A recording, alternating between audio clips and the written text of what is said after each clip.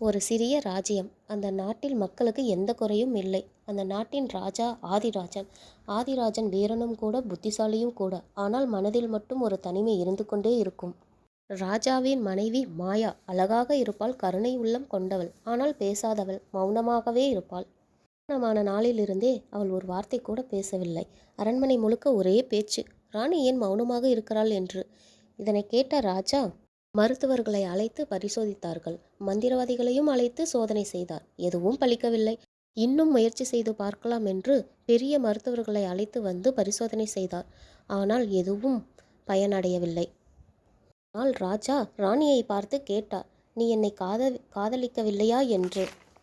மாயா கண்களில் கண்ணீர் மட்டுமே வந்தது, பேசவில்லை. சில நாட்கள் ஓடின. ஒரு நாள் எதிரி நாட்டு அரசர் போர் புரிந்தார். 3 நாட்கள் தொடர்ந்து போர் புரிந்தார். 4வது நாள் போர்க்களத்தில் ராஜா காயமடைந்தார். அவரை அரண்மனைக்கு கொண்டு வந்தார்கள். மாயா செய்தியை கேட்டதும் மனமுருகி அழுந்தாள். மயக்கத்தில் இருக்கும் ராஜாவை பார்த்து அழுந்தாள். அந்த இரவு மாயா முதல் முறையாக பேசினாள். எழுந்திரு, எனக்காக எழுந்திரு என கத்தினாள். அவள் குரலால் அரண்மனையே நடுங்கியது.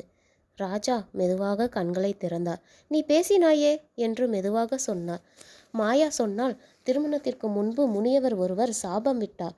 நீ பேசினால் உன் கணவர் இறந்து விடுவான் என்று முனிவர் சொன்னார். நீ இருக்கக்கூடாது என்பதற்காகத்தான் நான் பேசவில்லை. அந்த நொடியில் ராஜா சிரித்தார். அப்படியென்றால் சாபம் பொய்தானே என ராஜா கூறினார். மாயா அழுந்தாள்.